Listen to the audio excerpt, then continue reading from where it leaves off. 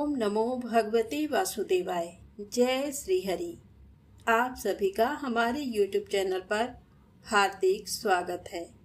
आज आप सुनेंगे बैसाख अमावस्या की श्रेष्ठता। आज की कथा है धर्म वर्ण की कथा। कलि की अवस्था का वर्णन, धर्म वर्ण और पितरों का संवाद। तो प्रेम से बोले श्री हरि विष्णु भगवान की जय हो। मिथिलापति ने पूछा, ब्राह्मण, इस बैसाख मास में कौन कौन सी तिथियां पुण्यदायिनी हैं? तब श्रुतदेव जी बोले, सूर्य के मेष राशि पर स्थित होने पर बैसाख मास में 30 तिथियां पुण्यदायिनी मानी गई हैं। एकादशी में किया हुआ पुण्य कोटि गुना होता है। उसमें स्नान, दान, तपस्या, होम, देव पूजा, पुण्य कर्म एवं कथा का श्रवण किया जाए तो वह तत्काल मुक्ति देने वाला है। जो रोग आदि से ग्रस्त और दरिद्रता से पीड़ित हो, वह मनुष्य इस पुण्यमयी कथा को सुनकर कृतकृत्य होता है। बैसाख मास मन से सेवन करने योग्य है, क्योंकि वह समय उत्तम गुणों से युक्त है। दरिद्र, धनाढ्य, पंगु, अंधा, नपुंसक, विधवा, साधारण स्त्री, पुरुष, बालक, युवा, वृद्ध तथा रोग से पीड़ित मनुष्य ही क्यों न हो, बैसाख मास का धर्म सबके लिए अत्यंत सुख साध्य है। परम पुण्यमय बैसाख मास में जब सूर्य मेष राशि में स्थित हो, तब पाप नाशनी अमावस्या कोटि गया समान फल देने वाली होती है। राजन, जब पृथ्वी पर राजर्षि सावर्णी का शासन था, उस समय 30वें कलयुग के अंत में सभी धर्मों का लोप हो चुका था। उसी समय आनर्त देश में धर्मवर्ण नाम से विख्यात एक ब्राह्मण थे। मुनिवर धर्मवर्ण ने उस कलयुग में ही किसी समय महात्मा मुनियों के सत्याग में सम्मिलित होने के लिए पुष्कर क्षेत्र की यात्रा की।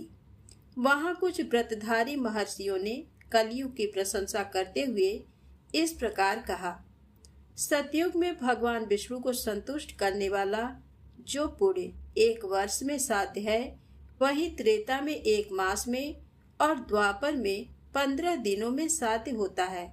परंतु कलयुग में भगवान विष्णु का स्मरण कर लेने से ही उससे 10 गुना पुण्य होता है।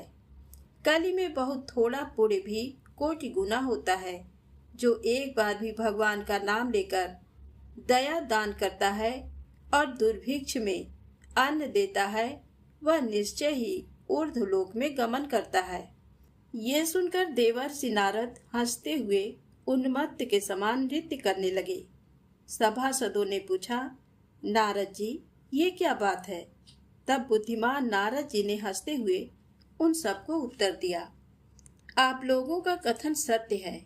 इसमें संदेह नहीं कि कलयुग में स्वल्प कर्म से भी महान पुण्य का साधन किया जाता है तथा क्लेशों का नाश करने वाले भगवान केशव स्मरण मात्र से ही प्रसन्न हो जाते हैं। तथापि मैं आप लोगों से ये कहता हूँ कि कलयुग में ये 2 बातें दुर्घट हैं। शिश्नेन्द्रिय का निग्रह और जिह्वा को बस में रखना। ये दोनों कार्य जो सिद्ध कर ले, वही नारायण स्वरूप है। अतः कलयुग में आपको यहाँ नहीं ठहरना चाहिए। नारद जी की ये बात सुनकर उत्तम व्रत का पालन करने वाले महर्षि सहसा यज्ञ को समाप्त करके सुखपूर्वक चले गए। धर्मवर्ण ने भी वह बात सुनकर भूलोक को त्याग देने का विचार किया। उन्होंने ब्रह्मचर्य व्रत धारण करके दंड और कमंडल हाथ में लिया और जटा वल्कलधारी होकर वे कलयुग के अनाचारी पुरुषों को देखने के लिए घर छोड़कर चल दिए। उनके मन में बड़ा विस्मय हो रहा था। उन्होंने देखा प्रायः मनुष्य पापाचार में प्रवृत्त हो बड़े भयंकर एवं दुष्ट हो गए हैं। ब्राह्मण पाखंडी हो चले हैं। शूद्र संन्यास धारण करते हैं। पत्नी अपने पति से द्वेष रखती है। शिष्य गुरु से बैर करता है। सेवक स्वामी के और पुत्र पिता के घात में लगा हुआ है। ब्राह्मण शूद्रवत और गौएं बकरियों के समान हो गई हैं। वेदों में गाथा की ही प्रधानता रह गई है। शुभ कर्म साधारण लौकिक कृत्यों के ही समान रह गए हैं। इनके प्रति किसी की महत्व बुद्धि नहीं है। भूत प्रेत और पिशाच आदि की उपासना चल पड़ी है। सब लोग मैथुन में आसक्त हैं और उसके लिए अपने प्राण भी खो बैठते हैं। सब लोग झूठी गवाही देते हैं। मन में सदा छल और कपट भरा रहता है। कलयुग में सदा लोगों के मन में कुछ और वाणी में कुछ और तथा क्रिया में कुछ और ही देखा जाता है। सबकी विद्या किसी न किसी स्वार्थ को लेकर ही होती है और केवल राजभवन में उसका आदर होता है। संगीत आदि कलात्मक विद्याएं भी राजाओं को प्रिय है। कलि में अधम मनुष्य पूजे जाते हैं और श्रेष्ठ पुरुषों की अवहेलना होती है। कलि में वेदों के विद्वान ब्राह्मण दरिद्र होते हैं। लोगों में प्रायः भगवान की भक्ति नहीं होती। पूरे क्षेत्र में पाखंड अधिक बढ़ जाता है। शूद्र लोग जटाधारी तपस्वी बनकर धर्म की व्याख्या करते हैं। सभी मनुष्य अल्पायु, दयाहीन और सठ होते हैं। कलि में प्रायः सभी धर्म के व्याख्याता बन जाते हैं और दूसरों से कुछ लेने में ही उत्सव मानते हैं। अपनी पूजा कराना चाहते हैं और व्यर्थ ही दूसरों की निंदा करते हैं। अपने घराने पर सभी अपने स्वामी के दोषों की चर्चा में तत्पर रहते हैं। कलि में लोग साधुओं को नहीं जानते, पापियों को ही बहुत आदर देते हैं। दुराग्रही लोग इतने दुराग्रही होते हैं कि साधु पुरुषों के एक दोष का भी ढिंढोरा पीटते हैं और पापात्माओं के दोष समूहों को भी गुण बतलाते हैं। कलि में गुणहीन मनुष्य दूसरों के गुण न देखकर उनके दोष ही ग्रहण करते हैं। जैसे पानी में रहने वाली जोंक प्राणियों के रक्त पीती है, जल नहीं पीती, उसी प्रकार जोंक के धर्म से संयुक्त हो मनुष्य दूसरे का रक्त चूसते हैं। औषधियाँ शक्तिहीन होती हैं। ऋतुओं में उलट फेर हो जाता है। सब राष्ट्रों में अकाल पड़ता है। कन्या योग्य समय में संतानोत्पत्ति नहीं करती। लोग नट और नर्तकों की विद्याओं से विशेष प्रेम करते हैं। जो वेद वेदांत की विद्याओं में तत्पर और अधिक गुणवान हैं, उन्हें अज्ञानी मनुष्य सेवक की दृष्टि से देखते हैं। वे सब के सब भ्रष्ट होते हैं। कलि में प्रायः लोग श्राद्ध कर्म का त्याग करते हैं, वैदिक कर्मों को छोड़ बैठते हैं। प्रायः जीवा पर विष्णु के नाम कभी नहीं आते। लोग श्रृंगार रस में आनंद का अनुभव करते हैं और उसी के गीत गाते हैं। कलयुग के मनुष्यों में न कभी भगवान विष्णु की सेवा देखी जाती है, न शास्त्रीय चर्चा होती है, न कहीं यज्ञ की दीक्षा है, न विचार का लेस है, न तीर्थ यात्रा है और न दान धर्म ही होते देखे जाते हैं। ये कितने आश्चर्य की बात है। उन सबको देखकर धर्मवर्ण को बड़ा भय लगा। पाप से कुल की हानि होती देख अत्यंत आश्चर्य से चकित हो वे दूसरे द्वीप में चले गए। सब द्वीपों और लोकों में विचरते हुए बुद्धिमान धर्मवर्ण किसी समय कौतूहलवश पितृलोक में गए। वहां उन्होंने कर्म से कष्ट पाते हुए पितरों को बड़ी भयंकर दशा में देखा। वे दौड़ते, रोते और गिरते पड़ते थे। उन्होंने अपने पितरों को भी नीचे अंधकूप में पड़े हुए देखा। उनको देखकर आश्चर्यचकित हो दयालु धर्मवर्ण ने पूछा, आप लोग कौन हैं? किस दुस्तर कर्म के प्रभाव से इस अंधकूप में पड़े हैं? पितरों ने कहा, हम श्रीवत्स गोत्र वाले हैं। पृथ्वी पर हमारी कोई संतान नहीं रह गई है, अतः हम श्राद्ध और पिंड से वंचित हैं। इसीलिए यहाँ हमें नरक का कष्ट भोगना पड़ता है। संतानहीन दुरात्माओं का अंधकूप में पतन होता है। हमारे वंश में एक ही महायशस्वी पुरुष है जो धर्म वर्ण के नाम से विख्यात है, किंतु वह विरक्त होकर अकेला घूमता फिरता है। उसने गृहस्थ धर्म को नहीं स्वीकार किया है। वह एक ही तंतु हमारे कुल में अवशिष्ट है। उसकी भी आयु क्षीण हो जाने पर हम लोग घोर अंधकूप में गिर पड़ेंगे, जहाँ से फिर निकलना कठिन होगा। इसलिए तुम पृथ्वी पर जाकर धर्म वर्ण को समझाओ। हम लोग दया के पात्र हैं। हमारे वचनों से उसको ये बताओ कि हमारी वंश रूपा दुर्वा को काल रूपी चूहा प्रतिदिन खा रहा है।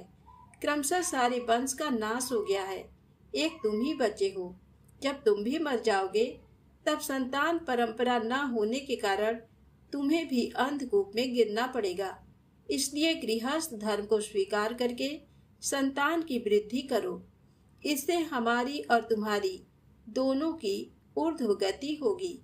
यदि एक भी पुत्र वैशाख, माघ अथवा कार्तिक मास में हमारे उद्देश्य से स्नान, श्राद्ध और दान करेगा तो उससे हम लोगों की ऊर्ध्व गति होगी और नरक से उद्धार हो जाएगा। यदि एक पुत्र भी भगवान विष्णु का भक्त हो जाए, एक भी एकादशी का व्रत रहने लगे, अथवा यदि एक भी भगवान विष्णु की पाप नाशक कथा श्रवण करे तो उसकी 100 बीती हुई पीढ़ियों का तथा 100 भावी पीढ़ियों का उद्धार होता है। वे पीढ़ियां पाप से आवृत होने पर भी नरक का दर्शन नहीं करती। दया और धर्म से रहित उन बहुत से पुत्रों के जन्म से क्या लाभ, जो कुल में उत्पन्न होकर सर्वव्यापी भगवान नारायण की पूजा नहीं करते। इस प्रकार प्रिय वचनों द्वारा धर्म वर्ण को समझाकर तुम उसे विरक्तिपूर्ण ब्रह्मचर्य आश्रम से गृहस्थ आश्रम में प्रवेश करने की सलाह दो। पितरों की ये बात सुनकर धर्मवर्ण अत्यंत विस्मित हुआ और हाथ जोड़कर बोला, मैं ही धर्मवर्ण नाम से विख्यात आपके वंश का दुराग्रही बालक हूँ। यज्ञ में महात्मा नारद जी का ये वचन सुनकर कि कलयुग में प्राय कोई भी रसनेन्द्री और शिष्नेन्द्री को दृढ़ता पूर्वक संयम में नहीं रखता, मैं दुर्जनों की संगत से भयभीत हो अब तक दूसरे दूसरे द्वीपों में घूमता रहा। इस कलयुग के 3 चरण बीत गए। अंतिम चरण में भी 3.5 भाग व्यतीत हो चुके हैं। मेरा जन्म व्यर्थ बीता, क्योंकि जिस कुल में मैंने जन्म लिया उसमें माता पिता के ऋण को भी मैंने नहीं चुकाया। पृथ्वी के भारभूत उस शत्रु तुल्य पुत्र के उत्पन्न होने से क्या लाभ, जो पैदा होकर भगवान विष्णु और देवताओं तथा पितरों की पूजा न करे। मैं आप लोगों की आज्ञा का पालन करूंगा। बताइए, पृथ्वी पर किस प्रकार मुझे कलयुग से और संसार से भी बाधा नहीं प्राप्त होगी। धर्म वर्ण की बात सुनकर पितरों के मन को कुछ आश्वासन मिला। वे बोले, बेटा, तुम गृहस्थ आश्रम स्वीकार करके संतानोत्पत्ति के द्वारा हमारा उद्धार करो। जो भगवान विष्णु की कथा में अनुरक्त होते, निरंतर श्रीहरि का स्मरण करते और सदाचार के पालन में तत्पर रहते हैं, उन्हें कलयुग बाधा नहीं पहुंचाता। मानद, जिसके घर में सालग्राम शिला अथवा महाभारत की पुस्तक हो, उसे भी कलयुग बाधा नहीं दे सकता। जो वैशाख मास के धर्मों का पालन करता, माघ स्नान में तत्पर होता और कार्तिक में दीप देता है, उसे भी कल की बाधा नहीं प्राप्त होती। जो प्रतिदिन महात्मा भगवान विष्णु की पाप नाशक एवं मोक्षदायिनी दिव्य कथा सुनता है, जिसके घर में बलिवैश्व देव होता है, शुभ कारिणी तुलसी स्थित होती हैं तथा जिसके आंगन में उत्तम गौ रहती है, उसे भी कलयुग बाधा नहीं देता। अतः इस पापात्मक युग में भी तुम्हें कोई भय नहीं है। बेटा, शीघ्र पृथ्वी पर जाओ। इस समय वैशाख मास चल रहा है। ये सबका उपकार करने वाला मास है। सूर्य के मेष राशि में स्थित होने पर 300 तिथियां पुण्यदायिनी मानी गई हैं। एक एक तिथि में किया हुआ पुण्य कोटि कोटि गुना अधिक होता है। उनमें भी जो वैशाख की अमावस्या तिथि है, वह मनुष्यों को मोक्ष देने वाली है। देवताओं और पितरों को वह बहुत प्रिय है, शीघ्र ही मोक्ष की प्राप्ति कराने वाली है। जो उस दिन पितरों के उद्देश्य से श्राद्ध करते और जल से भरा हुआ घड़ा एवं पिंड देते हैं, उन्हें अक्षय फल की प्राप्ति होती है। अतः महामते, तुम शीघ्र जाओ और जब अमावस्या हो तब कुंभ सहित श्राद्ध एवं पिंडदान करो। सबका उपकार करने के लिए गृहस्थ धर्म का आश्रय लो। धर्म, अर्थ और काम से संतुष्ट हो, उत्तम संतान पाकर फिर मुनि वृत्ति से रहते हुए सुखपूर्वक द्वीप द्वीपांतरों में विचरण करो। पितरों के इस प्रकार आदेश देने पर धर्मवर्ण मुनि शीघ्रता पूर्वक भूलोक में गए। वहां मेष राशि में सूर्य के स्थित रहते हुए वैशाख मास में प्रातः काल स्नान करके देवताओं, ऋषियों तथा पितरों का तर्पण किया।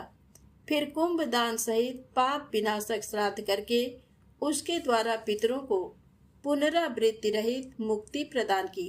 तत्पश्चात उन्होंने स्वयं विवाह करके उत्तम संतान को जन्म दिया और लोक में उस पाप नाशनी अमावस्या तिथि को प्रसिद्ध किया।